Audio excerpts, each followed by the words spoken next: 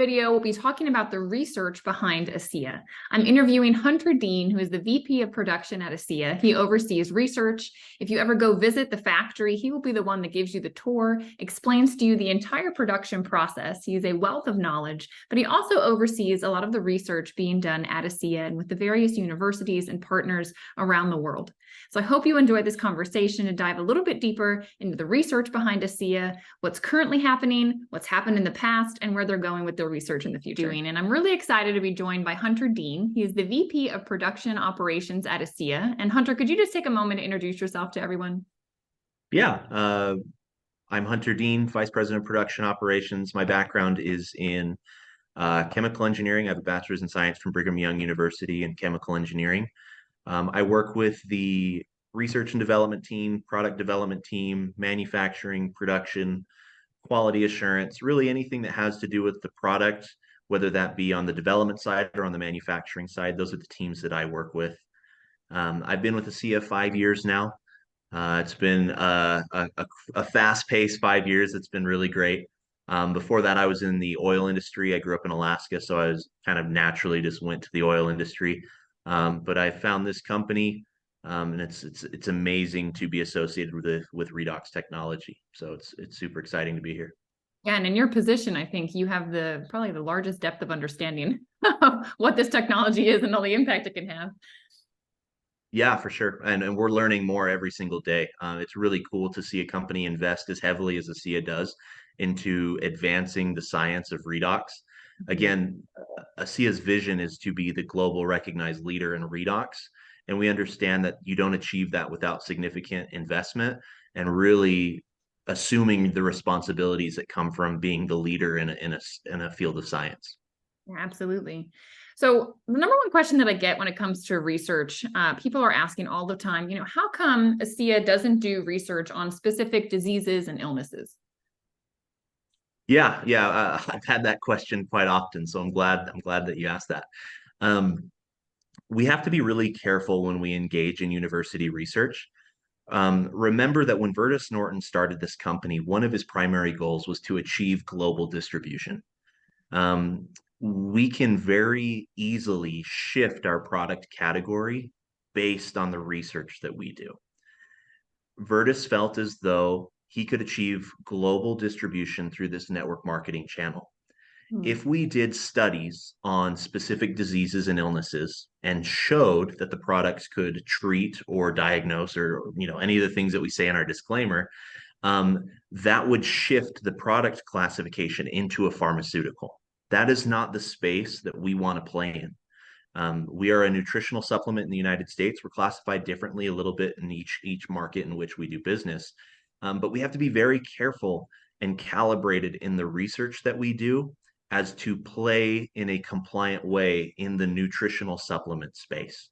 And nutritional supplements do not treat, diagnose, or cure any of those disease or illnesses, right? And so, again, we're doing a lot of research, but they're carefully calibrated to make sure that we can continue to play in this space of nutritional supplement and network marketing. That makes sense. Yeah, we don't want to inadvertently make a claim we shouldn't be making. So talk to me about redox. Is redox something that ASEA discovered? Is this a field of science? Talk to me a little bit about that and what you mean by the fact that ASEA is advancing the field of redox. Yeah, redox has been known for a very long time. If you go to PubMed and type redox, you'll see studies as early as the 1903. Redox is simply a field of study. Redox, the word, is a contraction of two words, is reduction and oxidation. And it really just has to do with the transfer of electrons. A redox reaction is a reaction in which electrons are transferred. And so there's this big field of redox. And what's happened recently in the past couple of decades now is rather than the past century of knowing about the phenomena of redox, there's been a real focus on redox reactions in the body Mm. and the health benefits that come from appropriately leveraging those reactions. And so while ASEA didn't discover redox, it discovered a way that nobody else has really discovered or even been able to replicate of leveraging redox chemistry to achieve amazing health benefits for people around the world. Yeah. So ASEA's been around now 14 years. Talk to me a little bit about the research from the beginning. I know one of the biggest concerns was safety. So can you touch a little bit on the information that's been gathered around the safety of this product?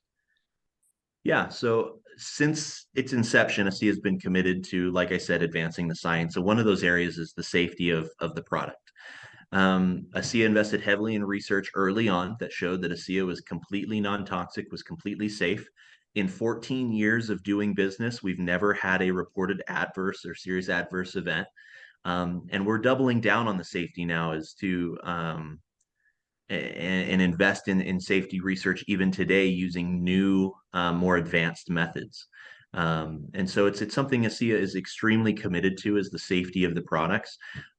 It does us no good to have an effective product that is not proven to be safe. And so that's first and foremost in ASEA's mind is to continually repeat and validate the safety studies that we have, even from 14 years ago, that we can validate those and build upon them today. That makes sense. So talk to me about, I know there was a lot of research and you guys right now are doing a ton of research. Are you building upon research done in the past? Are you looking at new ways to validate and explore the impact of this technology, or what's the kind of the correlation there? Yeah, from a strategic standpoint, you have to understand that ASEA views continuing its research to be extremely important. Mhm. This science continually advances, right? And there's constantly improvements in analytical capabilities, in testing techniques, techniques that were used to analyze, not just our product, but other products a decade or two ago are largely considered obsolete in some ways.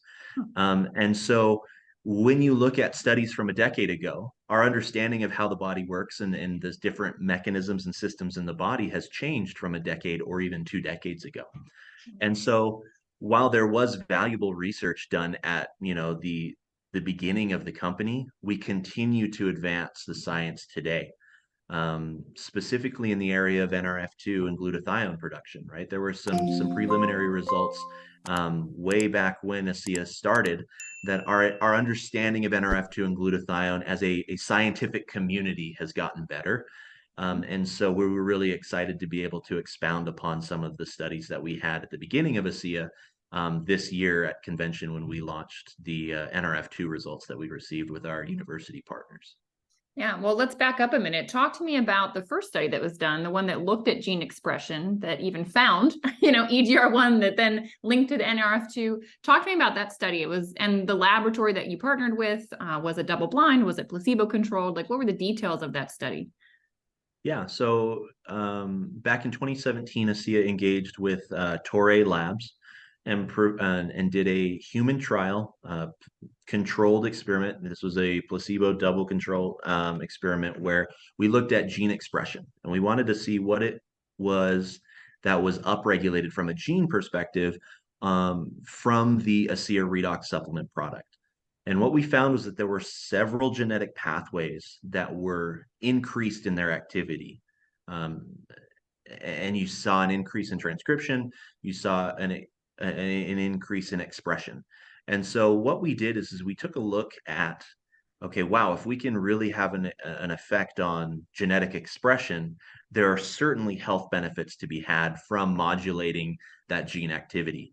And that was kind of the genesis of um, digging in deeper to this NRF2 pathway because NRF2 is one of those genetic, um, I guess, pathways that the Torre lab study had pointed to. And so really the Torre lab study was a really good foundation for us to understand, hey, ASEA works through gene modulation by increasing gene activity and downregulating some other perhaps harmful pathways. Um, so it was really cool to show that ASEA affects health and wellness at a cellular level and even at a genetic level. And so that was something that really provided a basis for us to go after things more specifically, for example, in the NRF2 space. Well, before we jump to the NRF2, something interesting about that study that I really enjoyed was part of the placebo was giving ASEA, the pre-ASEA mix, right? When it was still just saline to people, because I know one of the things we hear all the time, people say, well, hang on, isn't just salt and water? And it's like, well, in that study, it was very clear that no, the process that things go through over there at production that you oversee turns it into these redox signaling molecules that do have an impact where saline can't, right? Yeah, yeah, it's not just salt water from Salt Lake City, Utah, right? And that really provided the foundation where not only was saline, the exact saline that we use in our manufacturing process, used as the control for that study, but that set the precedent that any double placebo controlled study is using this saline as a control moving forward. So even the NRF2, anything that we'll be publishing moving forward, is all compared against a saline control, just to illustrate that this is not salt water. Yeah, and I would invite any of you to go out to Salt Lake and get a tour. This man has given me many tours of that facility, and you will see with your own eyes the process that this goes through. But talk to me now about the NRF2 pathway. First of all, why do we care? I'm sure some people are going, I don't even know what that stands for, what it means. Why is it important to somebody? Yeah. Yeah, before we dive into NRF2, just a quick note. As I mentioned with Torrey Labs, NRF2 is simply one key on the piano of 88 keys, right? So we're going to talk about some amazing benefits to be had from NRF2 upregulation, but keep in mind, because we are affecting the cells and genes at the cellular and genetic level, there are other benefits to be had that we're currently engaging in research now. So while we're going to focus now on the NRF2, this is only one of the pathways that ASEA affects, and kind of achieves health benefits through this pathway. There are several others that we're looking into now and are excited to be able to share that in years to come. But anyways, NRF2 is one of the principal pathways that the body uses to combat oxidative stress and inflammation. It's one of the main tools that the body has to kind of fight against the inflammation that we experience daily. And that's really important because every single day we're exposed thousands of times to different sources of oxidative stress. If I eat, bad food, that's a source of stress. If I walk outside and I'm exposed to the sun's rays for too long, that's a form of oxidative stress. We're exposed to these stressors thousands of times a day. So your body's ability to respond to that stress is central to maintaining your health and wellness. And one of the principal pathways that your body uses to respond to stress is the NRF2 pathway. Mm-hmm. And so that's one of the reasons why we dug into this first, was we realized that there are some very awesome health benefits to be had if we can prove that ASEA is indeed increasing NRF2 activity.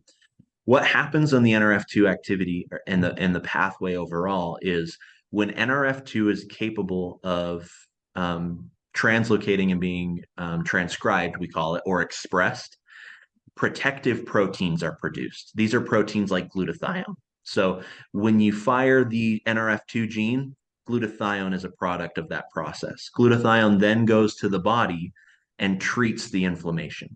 Mm-hmm. So if you see an increase in NRF2 activity, you will almost always see an increase in glutathione.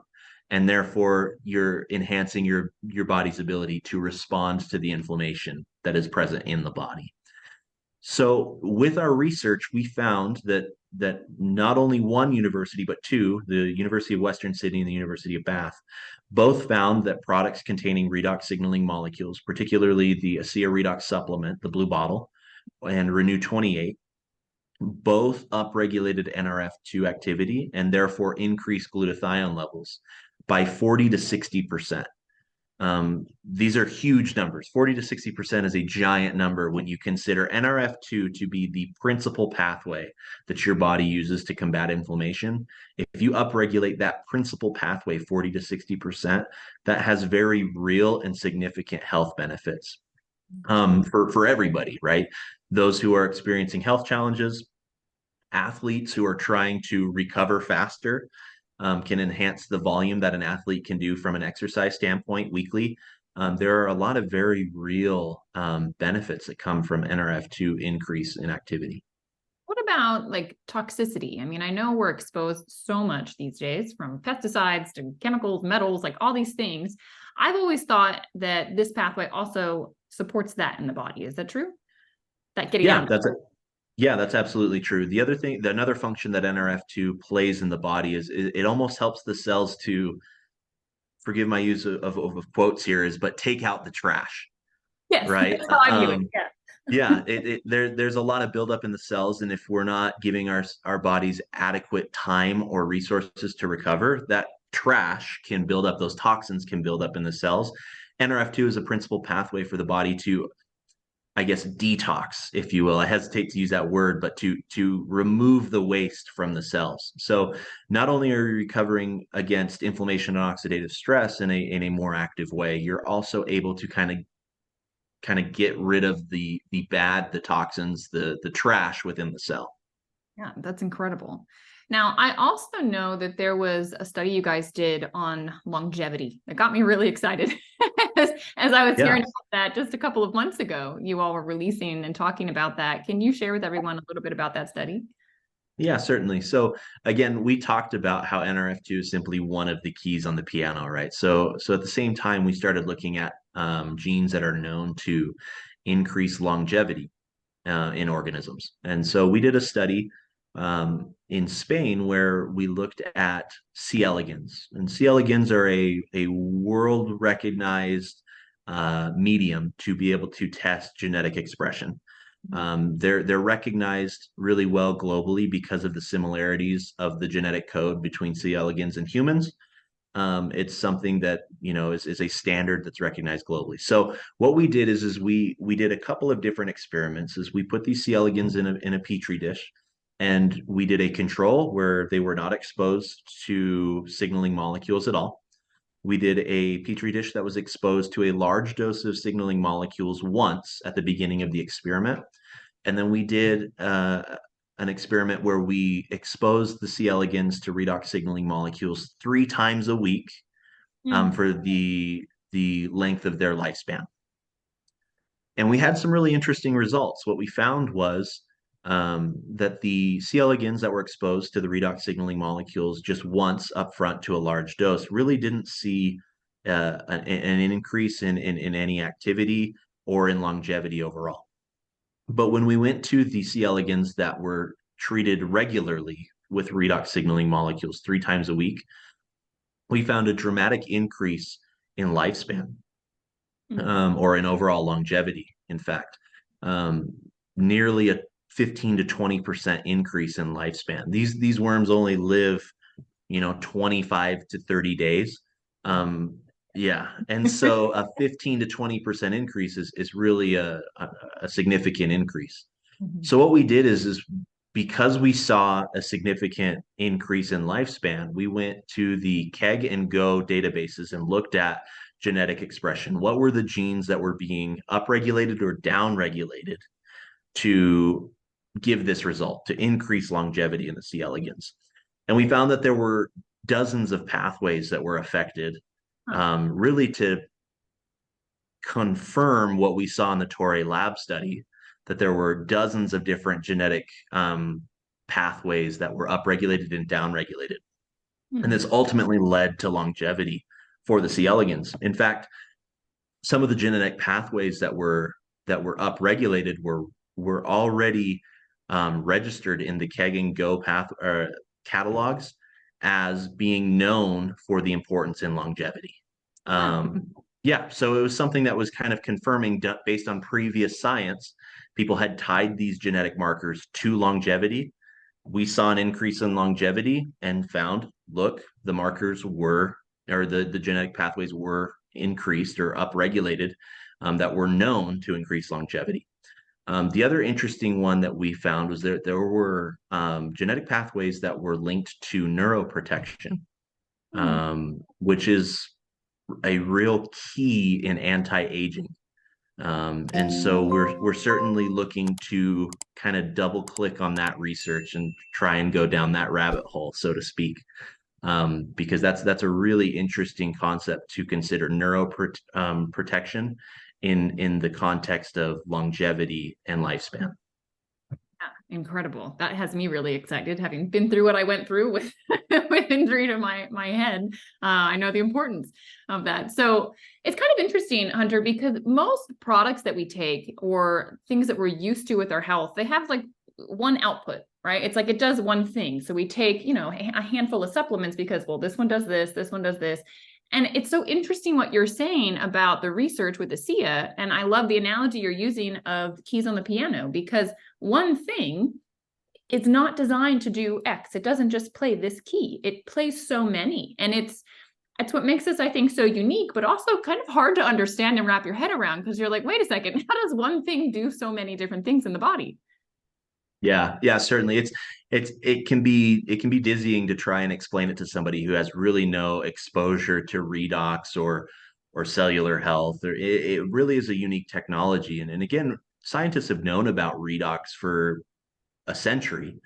The leveraging of this technology for health benefits is what is so novel and such a breakthrough for ASEA. Um, it's so interesting when you talk about supplementation and really kind of providing a single ingredient to achieve a single outcome. That really occurs downstream of where ASEA and redox signaling molecules are working. Redox signaling molecules are native to the body. And so the supplementation of redox signaling molecules, you're giving the body something it recognizes and makes on its own. And for that reason, that is happening upstream of these other outcomes we see with other more traditional supplements. And so that's why you can look into so many different pathways, because it's happening upstream and then cascades down into all of these other outcomes. And so because we're treating wellness and health using redox at the cellular level, the effect is much more wide reaching than that of traditional supplements. So exciting, like the future of what health is going to look like, the ability to support our health. Yeah. Yeah. So talk to me about our other redox signaling product, the Renew 28, the redox gel. I know you guys have also done a lot of research with that. Can you speak to, who you've partnered with and some of the results that you've seen with that? Yeah. So I guess since we've already touched on NRF2, we've done some NRF2 studies specifically with Renew 28 as well. I might have mentioned that earlier. But Renew 28 as a topical has been shown to combat inflammation and oxidative stress. So, that has obvious applications for athletes who are regularly sore or, experiencing discomfort. There are huge benefits there. We've seen studies of wrinkle reduction, of redness reduction as a cosmetic. We've even seen studies that we've performed that talk to an increase in blood flow and circulation. Hmm. And again, there are obvious benefits to enhancing circulation and blood flow, right? Healing really only occurs when blood flow is adequate. That's largely why things like tendons, ligaments, or even meniscus in the knee, these are all areas that take a very long time to heal because they have low levels of blood flow. Hmm. Right. And so if you can increase blood flow, there are very real and positive benefits to that. Yeah, that's incredible. That little tube, I swear, it's like 100 uses for that thing. Yeah. Yeah. Way to not wrinkle. Renew 28 is my favorite product. I love them all. I think they're all great, but Renew 28 is my favorite. Yeah, that thing is like grab and go anywhere. One other thing I want to touch on, because I was always impressed with it when I go to the facility, there's like a wall of certifications. And, I think you guys are approved, like water approved for, you were talking about athletes, halal, kosher certified. Talk to me about these things, because I think it's really amazing the level that you guys have taken things with ASEA. Yeah. So here at the Redox Center in Pleasant Grove, Utah, we maintain quite a few different certifications. The first of which is an FDA listing. That's basically a notification to the FDA of the products that we make, our corporate entity, our contact info, largely how to get into contact with us. We've been audited by the FDA. Awesome feedback. They really had no concerns with what we were doing. The auditor was very impressed. Um, we maintain an NSF certification, which holds us to GMP standards, which are good manufacturing practices.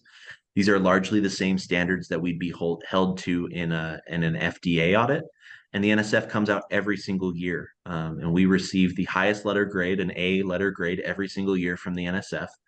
We have the NSF Sport Certificate, which certifies that there are no banned or prohibited substances used in the manufacturing of our products here at the Redox Center in the area of athletic competition. Kosher and halal certifications are yearly certifications.